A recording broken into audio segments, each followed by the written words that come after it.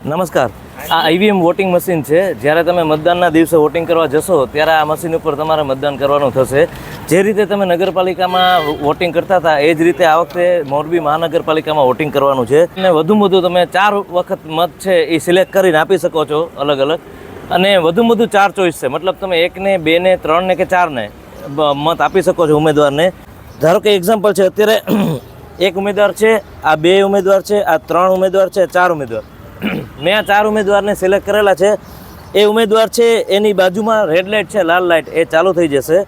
ચાલુ થઈ જશે મતલબ કે તમે જે સિલેક્ટ કરેલો ઉમેદવાર છે એ આ છે, લાલ લાઇટ જે ચાલુ છે. ત્યારબાદ તમે આ ઉમેદવારને વોટ આપવા માગો છો એ કન્ફર્મેશન માટે રજિસ્ટર બટન દબાવવું છે, એ ફરજિયાત છે. રજિસ્ટર બટન તમે દબાવશો એટલે ત્યાં પણ લાલ લાઇટ થશે અને એક બીપનો અવાજ આવશે, એક બીપ વાગશે. એટલે કે તમારો મત છે એ પડી ગયો છે, કન્ફર્મ થઈ ગયો છે, તમે મતદાન કરી દીધું છે પૂર્ણ. ઉદાહરણ તરીકે કે મેં 4 ઉમેદવાર સિલેક્ટ કર્યા છે, એની સામે 4 લાઇટ ચાલુ થશે. પણ મને એવું લાગે છે કે પહેલા ઉમેદવારને મેં સિલેક્ટ કર્યા છે એને મારે મત નથી આપવો, મારે આ ઉમેદવારને મત આપવો છે. તો આ ઉમેદવારમાં જે લાઇટ ચાલુ છે, મેં જે સિલેક્ટ છે એને તમે ફરીથી દબાવશો તો એ લાઇટ બંધ થઈ જશે, ડિસિલેક્ટ થઈ જશે.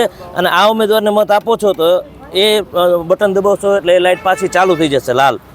જો કોઈ પણ વોટર છે એ કોઈ પણ ઉમેદવારને મત આપવા માગતા ન હોય તો ઉમેદવારની સામેના કોઈ પણ બટન નહીં, પણ એક નોટાનું બટન છે જેમાં લખેલું છે ઉપરના પૈકી કોઈ પણ નહીં. નોટા મતલબ નન ઓફ ધ એબોવ.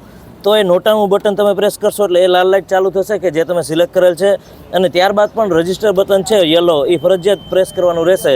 એટલે આ 2 લાઇટ ચાલુ થશે એટલે કે તમે કોઈ પણ ઉમેદવારને મત આપેલ નથી. નહીં ગણાય. રજિસ્ટર બટન દબાવ્યા વગર તમારો મત છે એ ગણાશે જ નહીં. માત્ર ને માત્ર તમે ઉમેદવાર સિલેક્ટ કર્યા છે પણ મત નથી આપ્યો.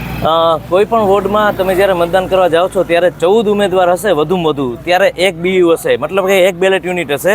એટલે કે 1 બેલેટ યુનિટમાં 14 ઉમેદવાર હશે, 1 નોટાનું બટન હશે અને 1 રજિસ્ટરનું બટન હશે.